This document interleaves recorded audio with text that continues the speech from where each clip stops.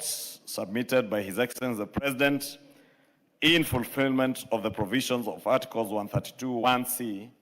and 247 of the Constitution laid on the table of the House on Tuesday, 25th November 2025. Honorable Speaker,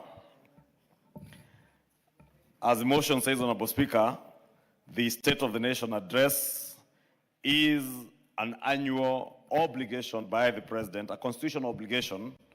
that the President is obligated by the Constitution, our 2010 Constitution, under Articles 132(1)(c) and 247, to at least once every year address the nation through in Parliament, or address the nation through their elected representatives of the people, and submit also reports on the measures that the government or the executive has taken and progress achieved in the realization of our national values and principles of governance. 2, to also report on progress made in fulfilling the international obligations of the Republic of Kenya. And 3, to report to Parliament on the state of our national security. And indeed, Honorable Speaker, many members will agree with me that the President's address last Thursday afternoon was not just any other ordinary address, but it was an update to the nation through the elected representatives and through our live transmission to the rest of the country on where our country was in terms of fulfillment of our international obligations, including our debt repayment, because those are also part of our international obligations.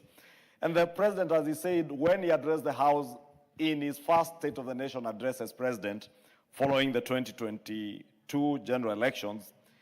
he said he had a vision to sell to the people of Kenya. But he came back now in his third address with a story to Kenyans, a story of resilience, a story of how we have stabilized our country amidst a very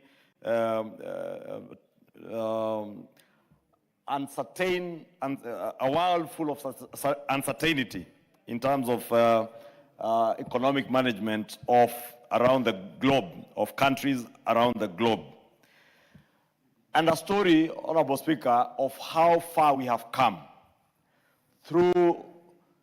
periods of drought in this country where people had no food, a story of where we had come back in 2022 when the country had no fuel and Kenyans had to queue along roads leading to fuel stations trying to access fuel. And it's not because there was no fuel being produced in the world, but because it was impossible to get foreign exchange or get dollars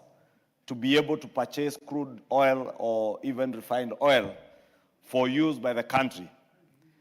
Honorable Speaker, it's sad that within the region and around the world, there are countries that still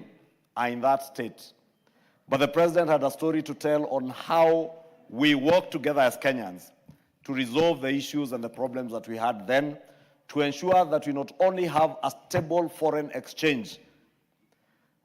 At a time, the dollar was trading at a high of almost 162 to 167,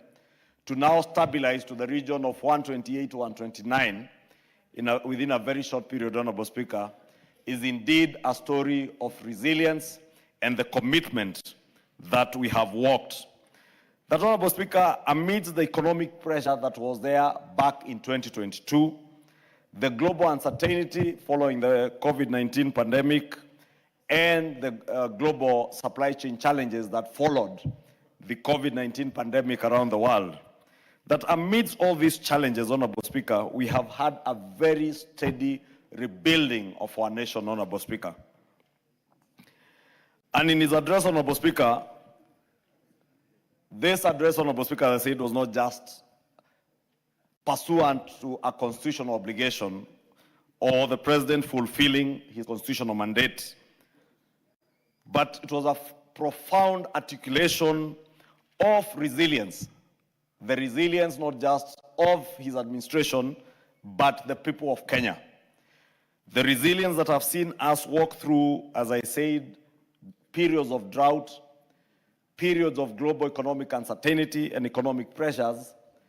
in a way that our nation has emerged stronger And you remember the president expounding how much